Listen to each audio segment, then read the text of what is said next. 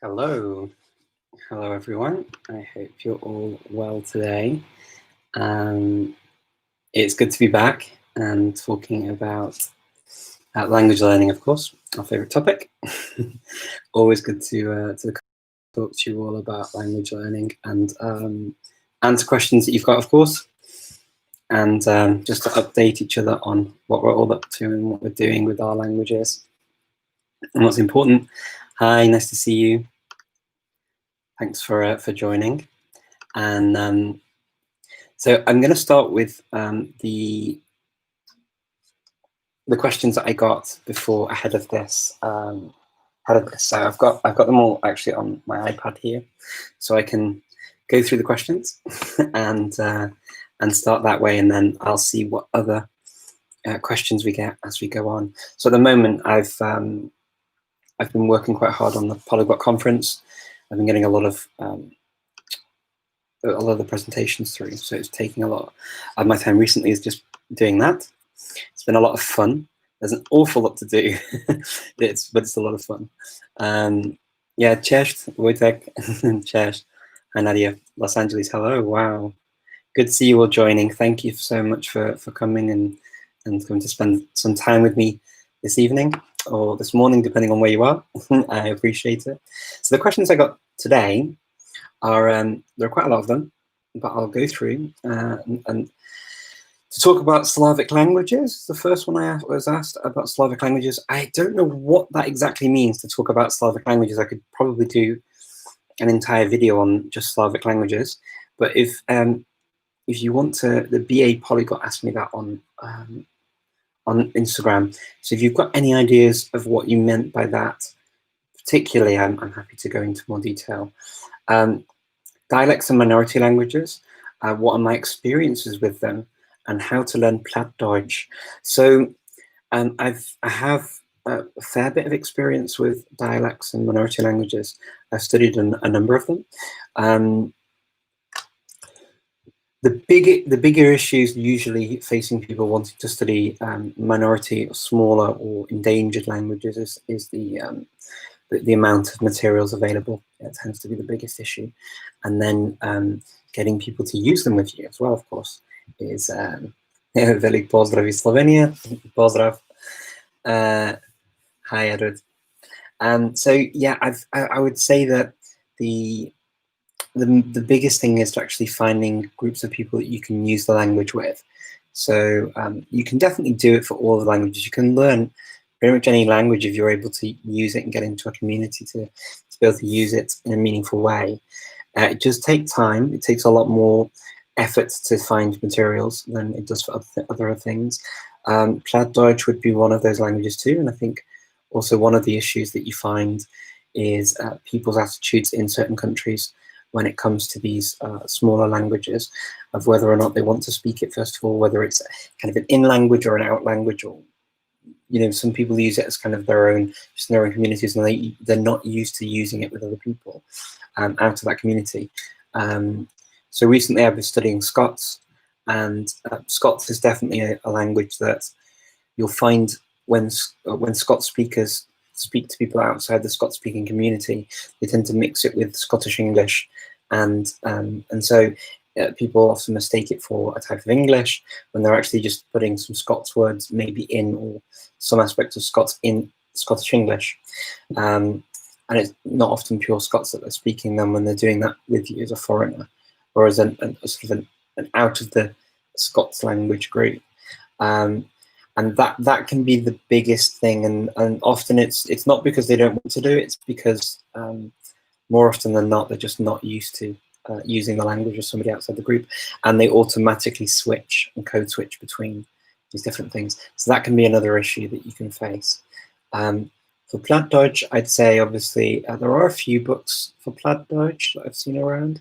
So there are materials available, but it really is something that you have to fight almost to learn sometimes. I think it's worth the effort and it's worth the fight, so go for it if you're interested in one of those minority languages. Some are easier than others, of course. Is it good to take breaks from time to time when learning languages? Well, depends how long the breaks are, and depends how far you are in the learning process. Sometimes a break can kill language to the point that you almost have to start again. And I've experienced that myself a few times. And yes, so sometimes a break can be good. Sometimes it can, as I say, kill the language off. Just depends how long, and it depends what the language is. It's a very different language. It tends to have a much more negative effect the longer you take off it than, say, a language that's similar to one you already speak, or if you've already got a high level in the language that you can use it, then it doesn't seem to make as much of a difference. Okay, how to avoid mixing languages while learning similar ones. The thing that I do with mixing languages or not mixing them, trying to keep them separate, is to try and practice them back to back as I'm learning them. And that way, sort of, if you're learning in Portuguese and Spanish, or learning Italian and Spanish or something like that, then you should learn one, I think, to a decent level first, and then take the other one up to a certain level where you can communicate, and then start sort of making sure that you put yourself in a situation where you can either use both languages and switch quickly, or have a lesson one after the other, so that you're forced to keep making the mistakes of mixing them up until you don't mix them up anymore. That's my best advice for doing that, is making sure that you sort of keep testing yourself. And also focus a lot on the pronunciation, because that's often the thing that will help you to keep them separate. Turning passive vocabulary into active vocabulary, an awful lot of using it. So if you really want to, there are certain words that you want to use and start using more actively in a language that you're studying. I'd say that you should write down the words and make yourself a goal of using them, say 5 of them in the next conversation that you have. And the more you start using them actively, the more you're going to be able to actually learn the words in a more active way. Salam, aslan. Let me see. Most efficient method to acquire vocabulary and retain it for different learning cycles. I don't know if there's a most efficient way. I think it depends on how your mind works, but I think what I'd say is regular interaction with the language in the topic areas that you're interested in expanding your vocabulary. So, for example, if you want to expand your vocabulary in politics or media or theatre or whatever else, is reading a lot on those topics, and you'll see the same words coming up again and again. And then if you want to start talking about them, like I say, with the sort of active passive, it's okay to passively pick that sort of stuff up, but you may also want to start speaking about it. And I say, write down things that you want to say and try and get them out as often as you can, so that you're actively using them. I think I got a question here from Momo. Momo, maybe you might know this yourself. You asked about how to master 5 languages at the same time. I don't know. Mastering a language is such a difficult one to talk about, because what does mastering a language mean? It means different things to different people. Learning 5 languages at the same time potentially is a tall order. I don't know if you mean that, if you mean learning them at the same time, but actually learning them to a high level at the same time, it takes time. It takes time, and it depends on what your workload is like. Deutsche Brille asked me if writing a language journal is helpful. Well, actually, I think it can be quite helpful to write a language journal, writing in a language. For example, if you write what you're doing during the day and you write your thoughts and you write things in the language, I think that can be a helpful thing to do, particularly if you're in that way inclined to write things. I think writing is good because it's good for muscle memory. It's also good for practicing the vocabulary and the grammatical terms that you've got. So yes, I would say it is good. In fact, on the Polyglot conference we're going to be having on Sunday, I'll be announcing it properly, but we're going to have forum where you could actually set up your own thread, and you'll be able to write and keep a thread and get feedback from other people in the community. That's one of the things that I'd like to encourage people to do. I think that would work quite well. So if you're interested, join over on the Polyglot conference channels, and make sure you're in the Facebook group, and I will be making more announcements soon on how you can join in. What about the career options that we have when it comes to the language domain? Swati, I would say that there are many career options with languages. I'd say that there are direct language-related careers like translation, interpreting, teaching. They're the kind of common ones, but also languages can be combined with many different things. So when I first came out of university, many people were looking for people who spoke languages to join marketing teams, to join accountancy teams. You can use your languages for many different roles. And in fact, I work in social media, and social media we do have a number of projects that require language ability, language learning. So I would say there are many ways in which you can use your languages for your work. And what I always say is that if you want to use languages for your job, you have to see how you can insert your languages into your work as well, and how you can add benefits or add something special to your role. And this is kind of what I've been trying to do all through my career, and developing the job around my abilities, if that makes sense. So I make my life and my job fit my abilities. So I hope that helps, but there are many ways. Have I learned Esperanto? And if so, why? Yes, I have. I studied Esperanto at university. Well, not at university, but while I was at university. Because I was interested in knowing how it worked. I thought that it was, like every language, interesting to know how it works, how to use it to communicate, and I get the same enjoyment as I do speaking any language, speaking Esperanto. I find it quite fun to tell people what I'm thinking and communicate in another language. And Esperanto is another one of those languages. And yeah, it's been fun. I didn't get to use it much after I left university, but then as the internet sort of came about and more and more people started using it and meeting up online, I started using it on the How to Learn Any Language forum, and I met some Esperantists there, and there I got to use my Esperanto, and that was really cool. So yes. Teaching and learning online. I don't know what the question might be, but there are certain types of ways of doing that. So teaching and learning online, there are lots of places where you can learn languages online. A few websites that I've used in the past are FutureLearn, which is quite good for doing courses. There are some language courses on that. There's also there's the Open University have courses for languages as well. You also have Udemy, which has some courses. I think Coursera have some courses too. So there are some things like that.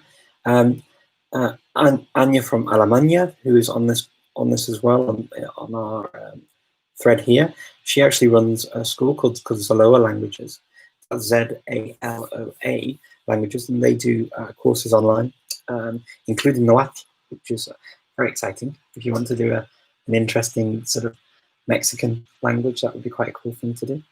But they also teach other languages too, like German and Spanish and French and stuff, and English, I think, as well. So yeah, there are many places. And then to teach, you've got places like italki where you can apply to be a teacher. There are other places. If italki's not got any vacancies at the moment, there are many. If you want to teach online, you can teach online as well. There are quite a lot of places like that. At my own place of work, the social element, we look for people with language skills all the time. So very often I will put out some information for potential roles for people to help work on projects. So do look out for those too, and I put them out on my social media pages. I often do that on LinkedIn, but I also do it on Facebook too. Sometimes I don't tend to do it on Instagram or on YouTube, but I do it on the others.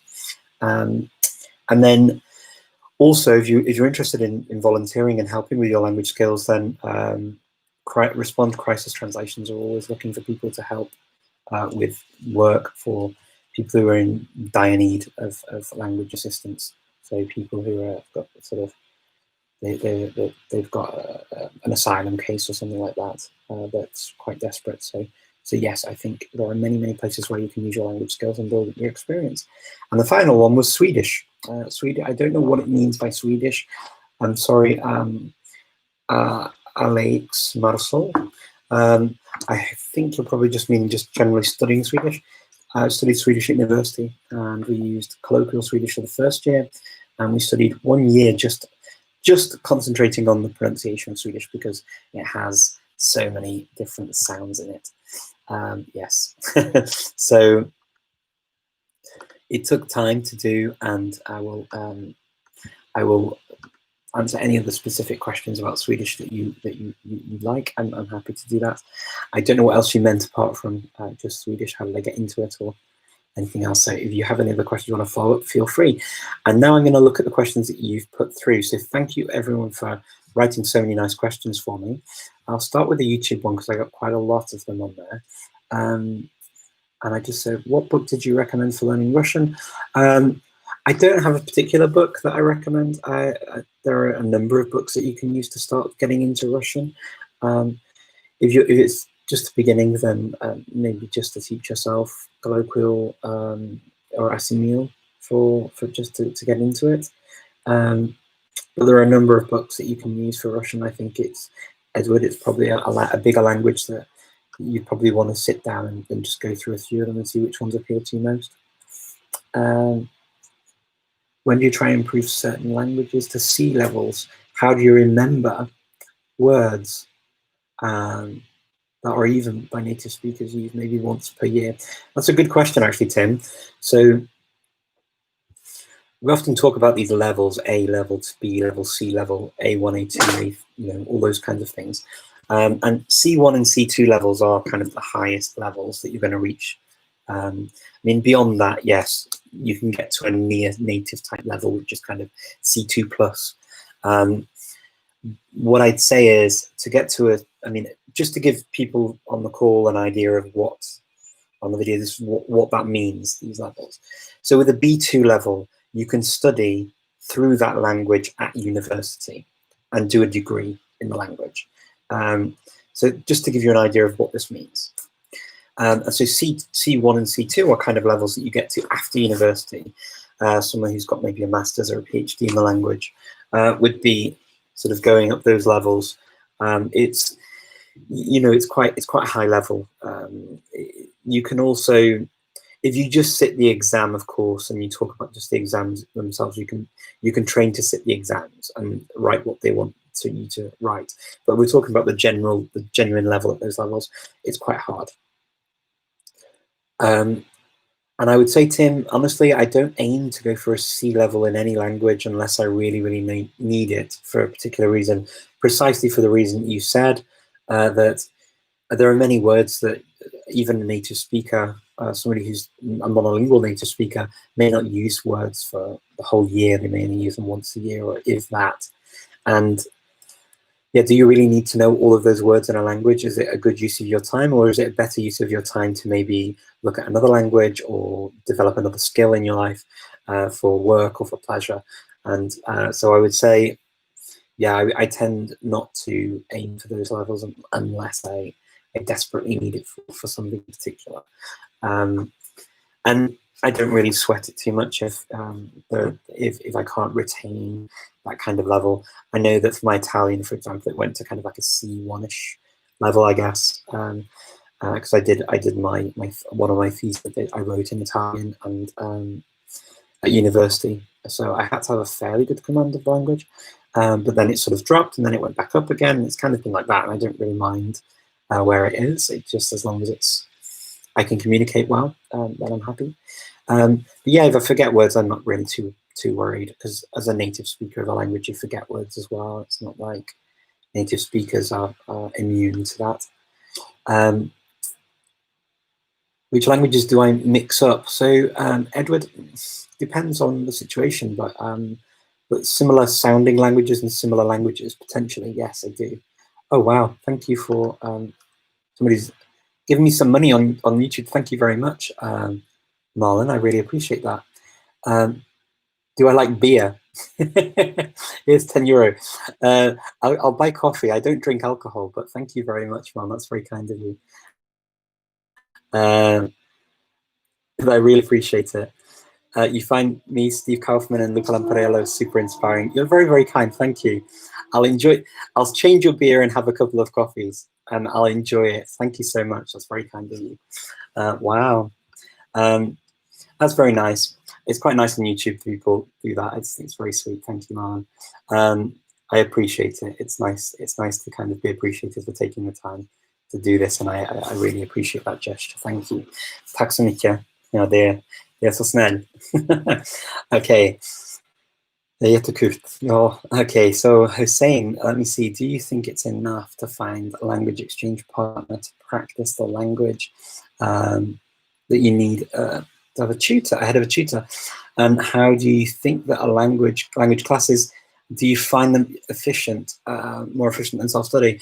So Hussein, it depends on the language classes. Some language classes I've really enjoyed and found very useful, especially because you're normally working with other people and you get into this kind of group and you move together as a group, which is really nice.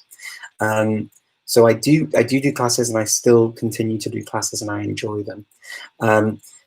With teachers versus language partners, I don't tend to have many, or at the moment, any language partners. And that's not because I don't like it. I do actually quite like language partners, and I think it's a good way of supporting each other if it's an equal footing. So if you are equally practicing. The reason I don't have a language partner at the moment is because I just haven't got enough time, unfortunately, to spend an hour teaching somebody a language I speak in exchange for their language. It would take too many hours out of my day that I need for other things like my day job, my family, and also organising the Polyglot conference. So that's the only reason why I don't do it. But they can be useful. In fact, when Luca Lampariello and I used to talk very often before we sort of took on all these extra projects. This is a long time ago when YouTube was still quite new, and we used to speak really often and practice our languages together, and that worked well. And there are a number of other people in the language learning community we used to do that with, and that worked very well. So sometimes you're very lucky you find someone cool like Luca to do that.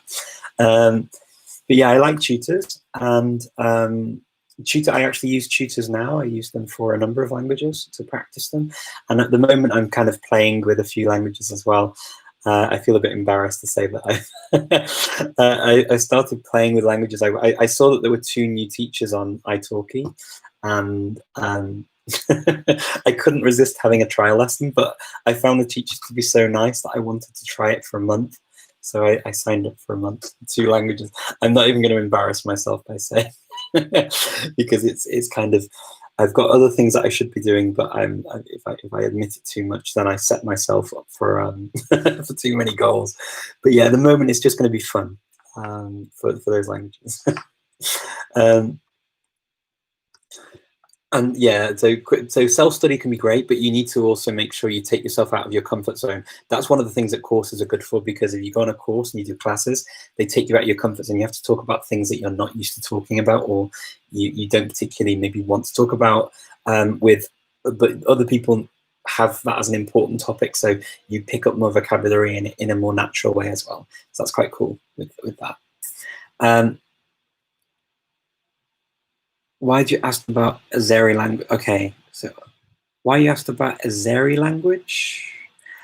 Sarah, I don't know what you mean. So the Azeri language, at the moment, I'm kind of, I'm doing a thing with Aslan, who's here, was here before, and so I'm actually doing an Azeri thing at the moment. So it's a course to learn a bit of Azeri, and I find that as quite an interesting thing to go along with my Turkish studies. So yeah, it's been pretty cool doing that. I don't know if that's what you meant. Let me see. Is italki particularly important to use a good microphone? Yeah, I think good microphone, webcam, it can make a difference if the sound's important. I just have my own built-in one, and it's fine. It works fine. What's the actual first thing you do when you start learning a language?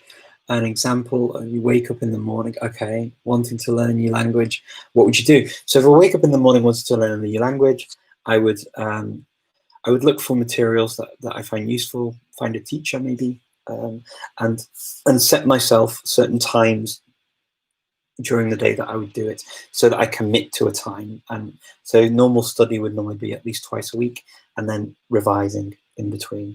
So going over the materials, going over what I did, going over my homework, going over some exercises, thinking about how I would explain certain things. So I would do something every day. And I'd just move on slowly but surely through the lessons as I went through. And that's all I do, really. There's nothing. I wish there was some sort of pill that I could give you and tell you, go and buy this. But it is literally just that. It's studying. And that's really it. But it's important. I make it sound easy, but at the same time, I know that people do find it challenging just to sort of give themselves time to go through and study. So it's important to do it before you do anything else. So instead of saying I'm going to do it at the end of the day, make sure you say you're going to do it at a certain time, so that you give the language learning importance in your day. That's the important thing, I think. And then going through something you enjoy. How many languages can I speak so far? Very difficult question to answer, actually, John.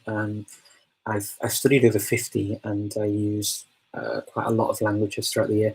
Maybe around 25 or 30 I use at different levels, of course, throughout the year for work and for pleasure.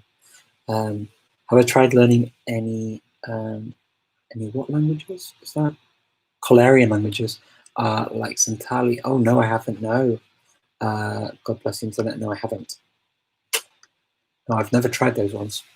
A couple of questions about Macedonian. My in-laws are from northern Greece and speak Greek and Macedonian. Now that I'm nearing B1 in Greek, I thought I'd dabble in Macedonian. Great idea, Nicole. Yeah, Macedonian's cool. Can you recommend some materials for learning the Macedonian language? Also, is there a lot of regional variation in the language, or is it pretty standard throughout? Nicole, Macedonian has a lot of dialects and a lot of accents. It's on a language continuum through the Southeast Slavic group. So at the very top of Macedonia, when you enter through Serbia into Kumanovo, the dialects on both sides of the border are quite similar. They have like a reduced number of cases in the Serbian dialects in the south of Serbia, and then in the north of North Macedonia, we have in the Kumanovo dialect. We also have like maybe 3 cases used, and then if you follow the curve around, you go down and you come to sort of the middle bit of the country, and that's where the standard, most standard dialect and accent is around Veles. And then if you carry on through and you go through Stip and you go towards the Bulgarian border, then the accents sound more Bulgarian in their intonation as well. And the same, I think, happens on the other side of the Bulgarian border, that they'll use more Macedonian sounding Bulgarian, so or Macedonian itself. Sorry, 20 Bulgarians there that don't believe in Macedonian, but yes, it's a language continuum. So I mean, the dialects either side of the borders are always more similar, but the standard languages are quite different.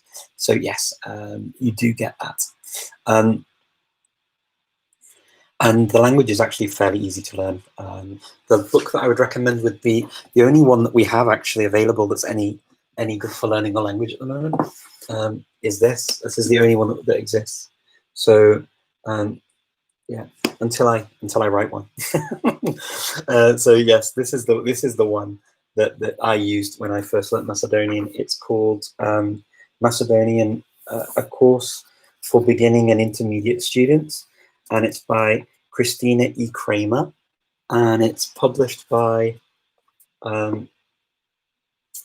Wisconsin University. So I hope that helps if you want to learn Macedonian. Very simple language to learn because it's quite regular. It's just finding speakers. I think Bulgarian's easier because there are more speakers, and Bulgarians don't tend to speak English as well as Macedonians. Macedonians tend to speak English pretty well, so the entry level for them to communicate with you in Macedonian is a little bit higher. Bulgarians are often very happy that you're speaking Bulgarian because they find English more challenging.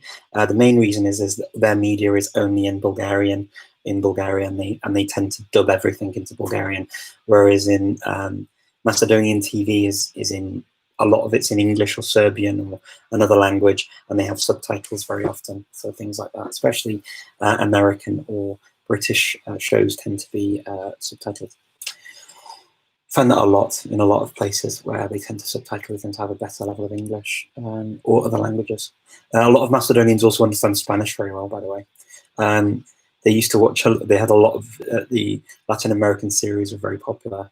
And so many of them understand Spanish pretty well. They're pretty multilingual, actually. They're pretty good with with languages.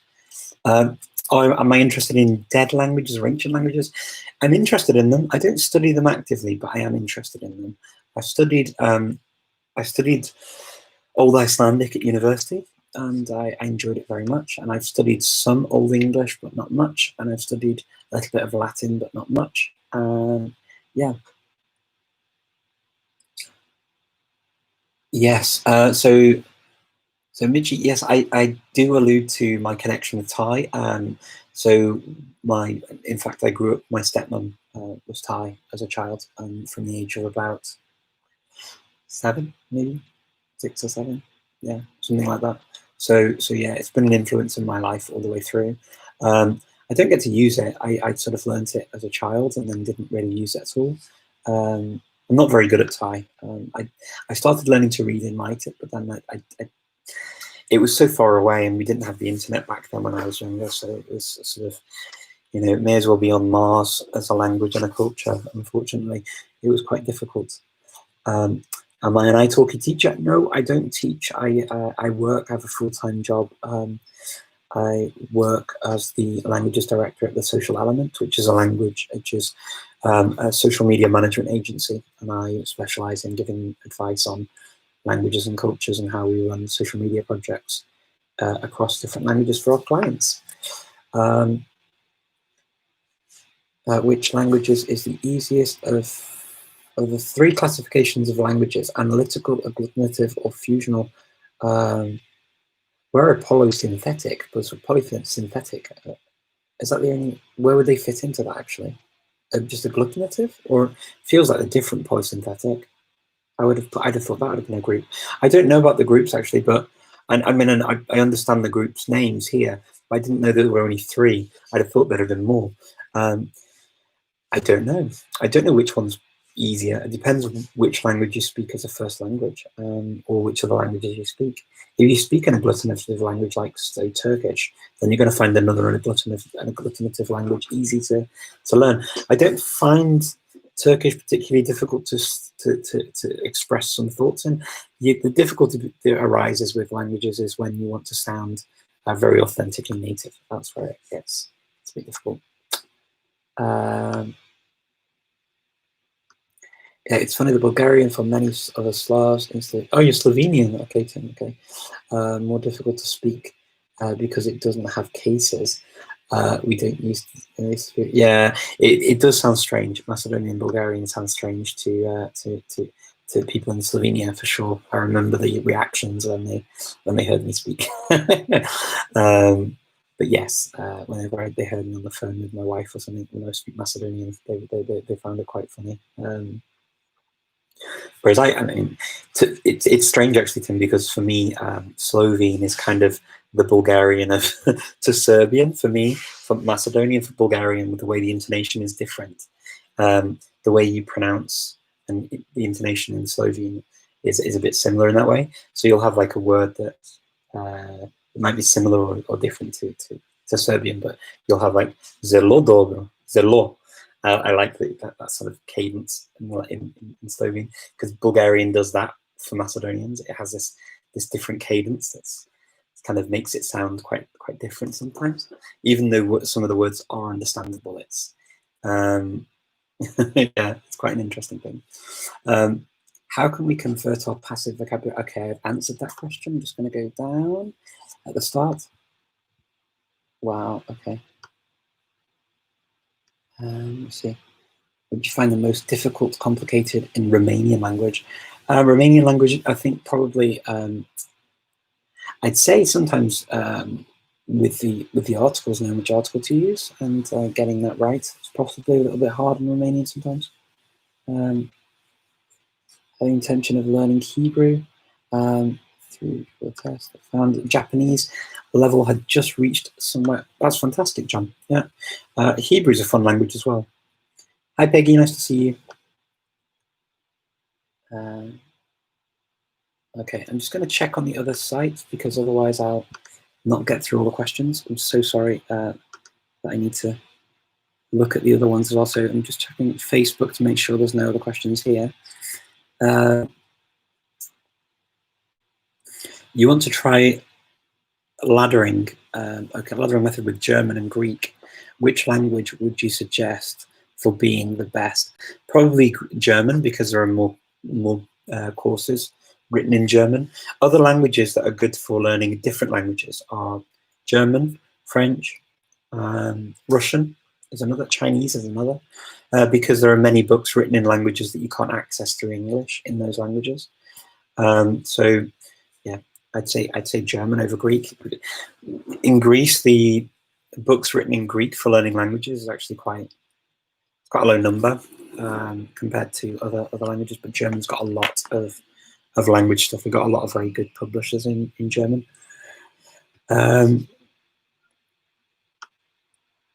Quale prossima lingua vorresti studiare? È buona domanda, perché adesso per studiare a Nahuatl potrebbe essere, mi piacerebbe, perché per la conferenza poliglota mi piacerebbe parlare un po', perché andare a Cholula, parlare con la gente in Nahuatl sarebbe veramente una cosa fantastica per me. Come un sogno.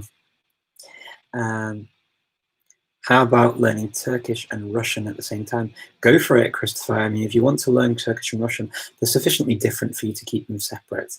They don't sound anything like each other, and the grammars work very, very differently. So yeah, have a go and see how you get on.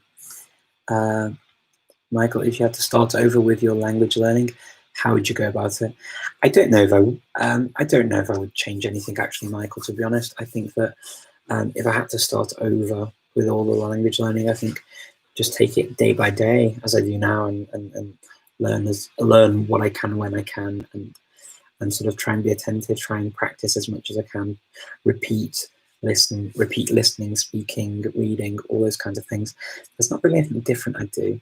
I think if that's what you mean, but no, I think I would just do the same as I've done now, and kind of as I share with you on these lives. Always wanted to. Okay, Bruce, have you ever been learning Uzbek? No, I've never studied Uzbek, actually, and I don't speak it.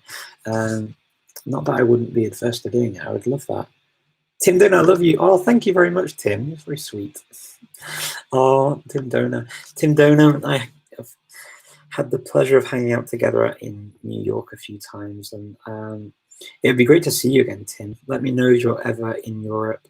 I would love to see you again. I'm so sad that I couldn't get to see you in the UK.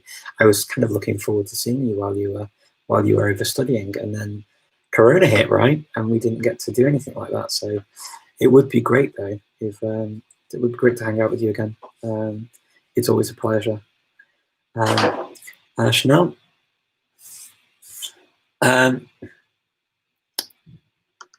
Chanel, yeah, if, with the Polyglot conference stuff, Chanel, I'll come to it. I'll come back to you. I'll come back to you on the Polyglot conference email. I'll check and I'll come back to you.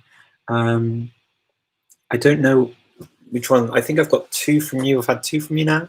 Is there a third one maybe? But I'll check and come back to you. Okay. I've just got quite a lot of videos at the moment. I've had many people contacting me, so it's a little bit tricky to sort of get back quickly to everyone. I wish I could be quicker. Unfortunately, it's just very difficult.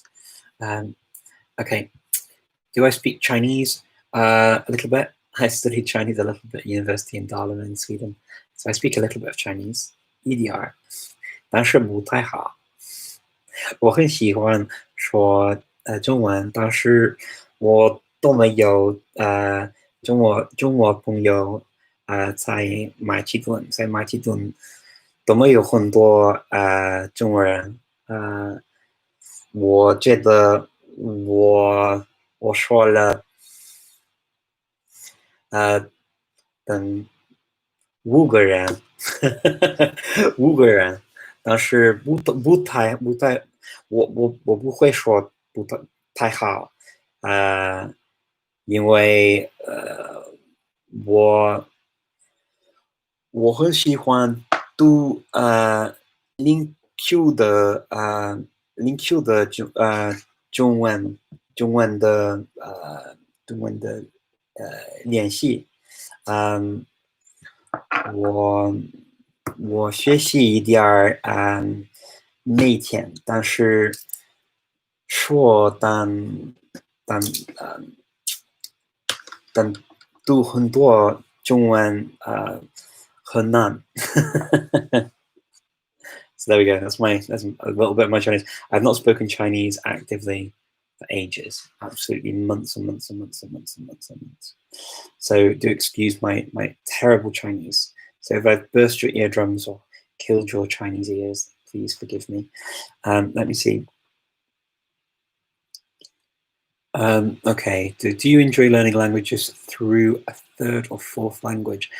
Yeah, I enjoy. I mean, I've got lots of books that I learn through. We call that laddering when you learn a language through another language you speak. And I've got lots of my books are in different languages. I've got language books that are in Macedonian about Albanian. I've got language books in Macedonian about other languages too. I've got language books in Russian and in Czech and in Polish and in French and in German and in lots of languages, but to learn other languages. So I've used a number of language books like that and other languages to learn other languages. To be honest, I don't really focus too much anymore on, especially languages like French or Spanish or Italian or German or Macedonian.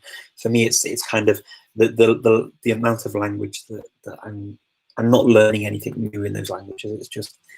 It's just another way of explaining the new language to me. But yeah, okay. I don't really mind. I just pick up whatever looks appealing at the time. Jaja. ¿Cuántos idiomas hablo en total? Pues, no sé, es difícil decirlo. Es que he estudiado más que 50, pero para hablar así, hablo unos no sé cuántos.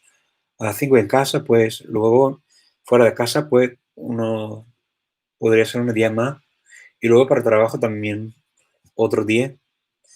Y así que durante todo el año, pues unos 20, 25, 30 idiomas, pues puede ser.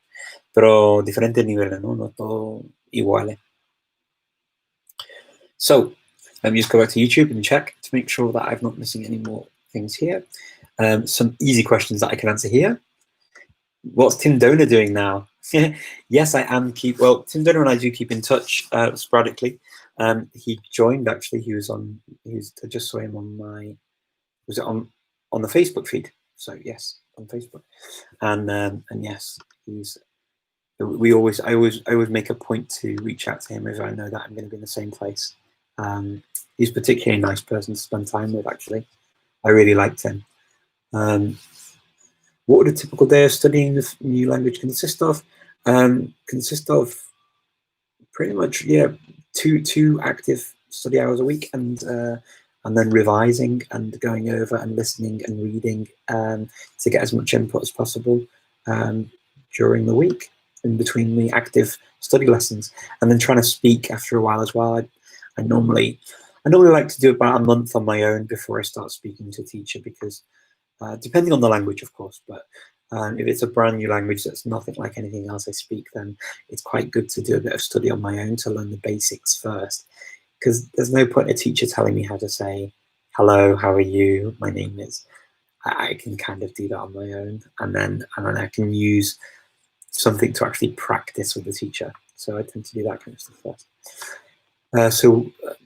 Many Macedonians think that they understand even East Slavic or Russian better than Slovene.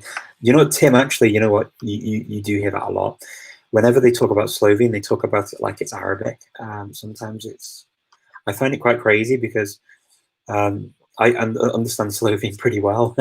So for me, it sounds really crazy when I hear people in the Balkans say that Slovene is like as different as they can't understand a word. And I've heard people say, I don't understand a word of Slovene. I'm like, how? And they'll say like, brez recepta, you'll say in Slovene, for, and it'll be bez recepta in Serbian and bez recept in Macedonian. It's like, how can you not understand? Just because you say brez instead of bez, or there'll be even, you know, really simple things that they won't get. Of course, there are differences, but I mean, it's not. I mean, let's be honest, it's not Chinese versus Arabic, is it? It's Slovene. it's still a Slavic language. Quite a nice one as well. I like Slovene. Should I get Asimil Spanish if I want to learn Latin American Spanish? There are many different Latin American Spanish things, actually, Peggy. So Latin American, there are, I believe that there are courses. I think that, I don't know, I think teach yourself to the Latin American Spanish. You want to do that. Also, which Latin American Spanish would you like to learn? Is there a specific one, like the Mexican way of speaking or something? Otherwise, if you were looking for Mexicans, Aloha, do courses in that. So you might want to do that. The other one would be, I think there's a colloquial Latin American Spanish as well, specific for Latin American Spanish. So that would be another one. What's my favorite language to speak? I love German. German is a very nice language.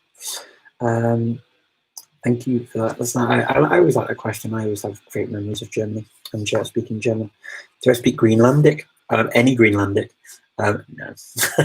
I've got a book on Greenlandic in German, but I don't speak it. I would love to at one point. Should I get Asimil Spanish if I want to? Okay, you've asked me that question. Okay, sorry about that, Peggy. So question twice. Thank you for, okay, you're very welcome. Have I ever studied Scottish Gaelic? Not yet. I've studied, well, I know a few words, I've heard words of it, but no, I haven't studied it seriously. Not yet. I may do. It seems that Czech is more popular amongst polyglots than Bulgarian. Why? Do you have any explanation? Zero explanation, Tim. Possibly because of the university. Charles University offered courses in Czech. Like, it's been offering them for years and years and years and years.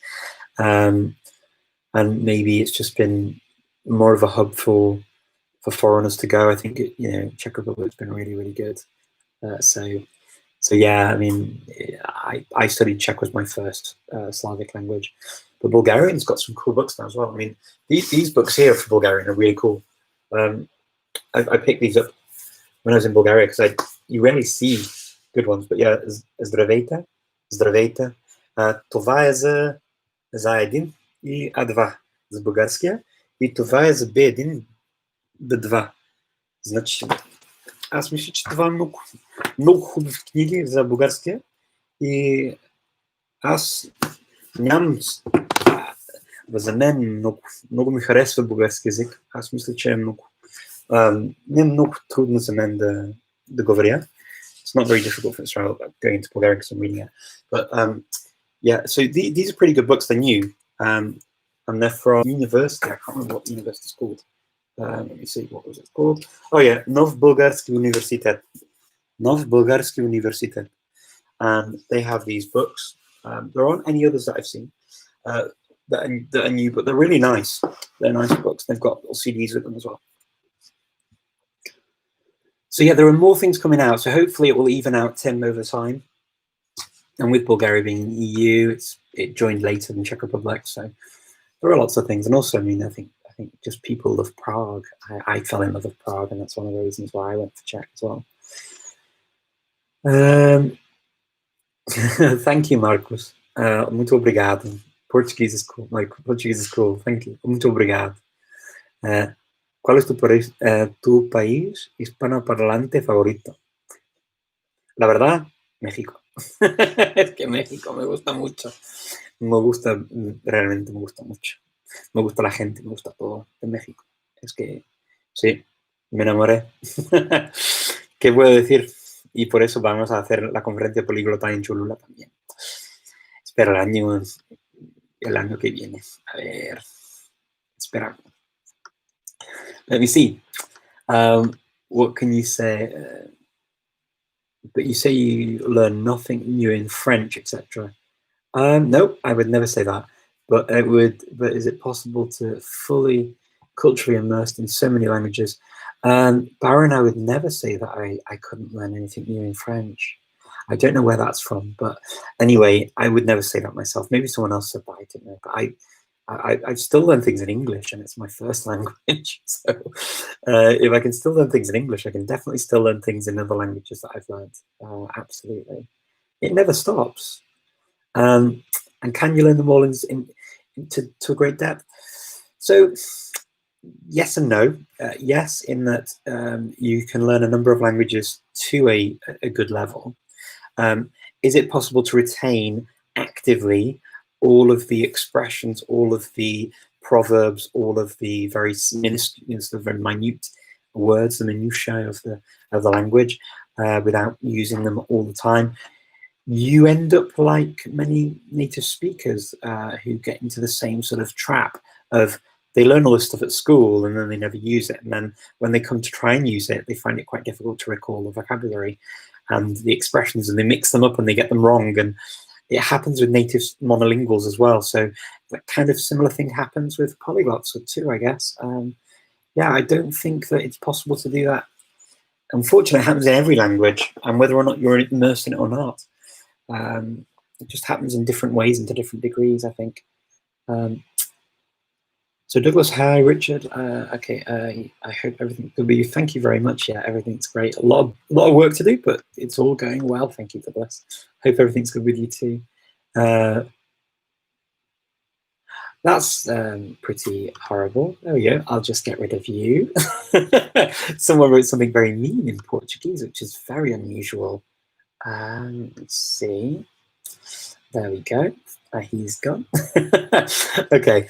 The most interested. Do you speak and understand Luxembourgish? Actually, Douglas, yeah, I studied Luxembourgish when I was at university for a while, and because it was the first TV station to put things up online. Actually, they streamed RTL Luxembourg, Luxembourg, and they studied, and so I used to watch. I found it fascinating. So yes, I did, and then I've not used it really since. There's a new book by Assimil actually in Luxembourgish. I'm just trying to think if I've got it here. I'll show you the one that I bought.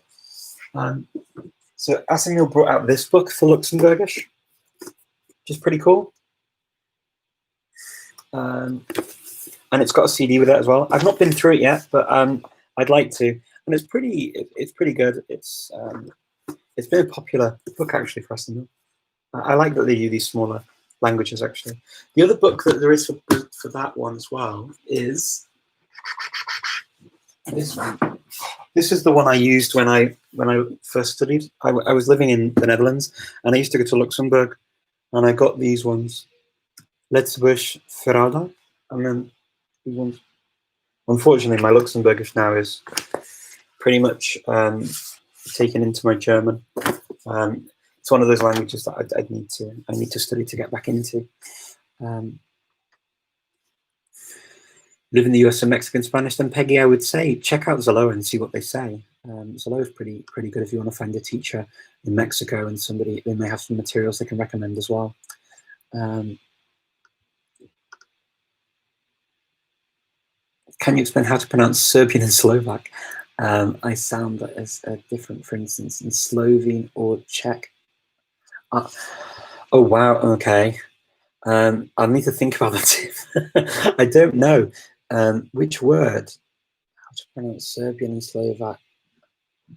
That is so different. I'll have to think about that. Tim,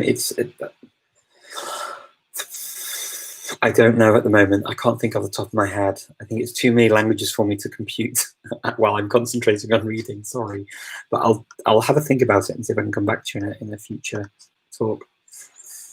Could I try and say something in a accent transition between? So, absolute, Tim, very difficult for me to do something like that as well. Say something in an in-between accent or something. Very difficult for me to do that.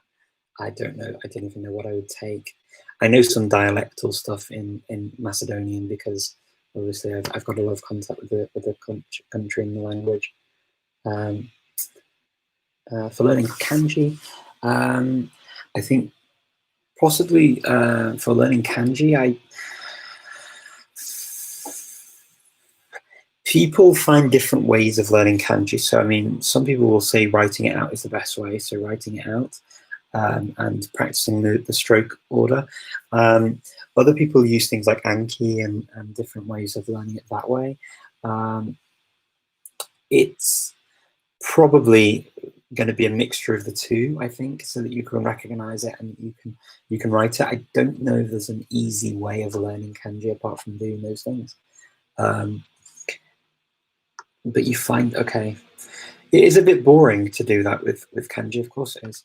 Maybe doing little readers as well, like so that you use readers, and then you have, so then they'll write the hiragana above the kanji, if you can get some of the readers to help you along, and then when you see them over more and more time, then it will get more normal for you. So there could be ways of doing it that way. So a reader might help for it if you're finding the flashcards boring.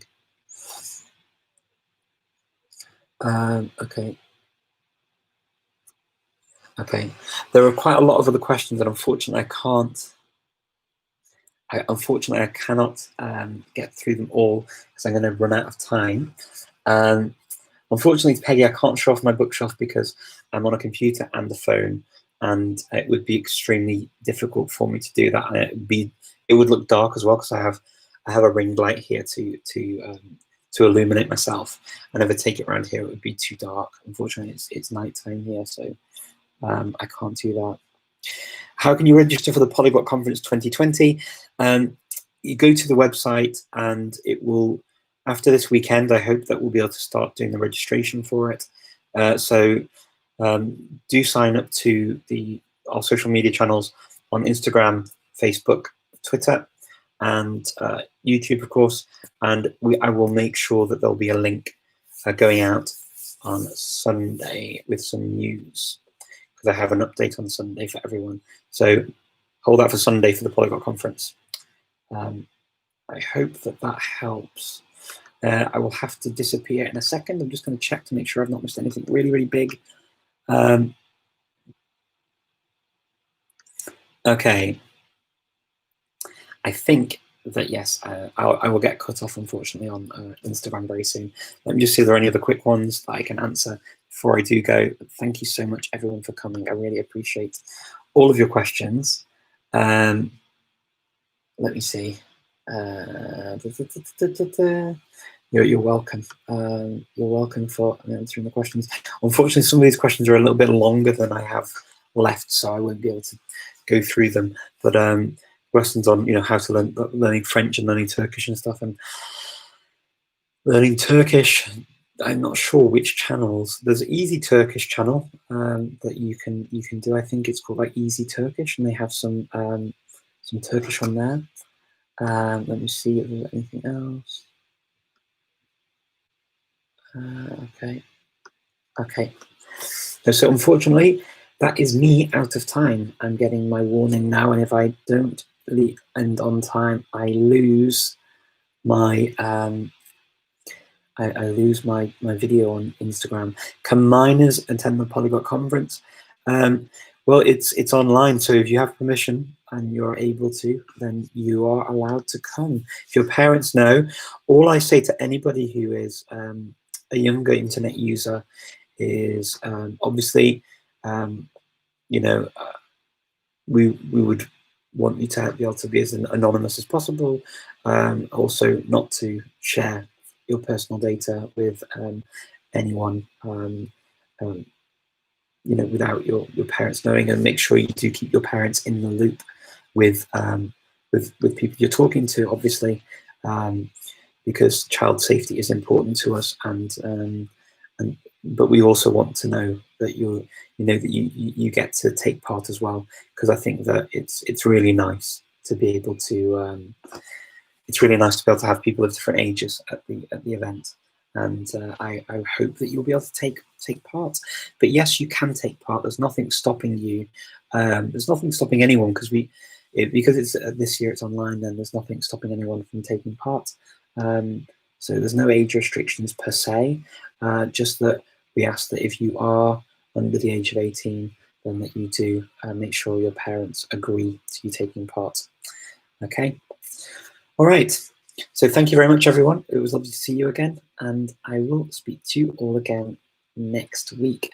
And that will be my last Thursday, and then I'll have to change the days, unfortunately, because I have another clash starting soon. Take care. Bye-bye.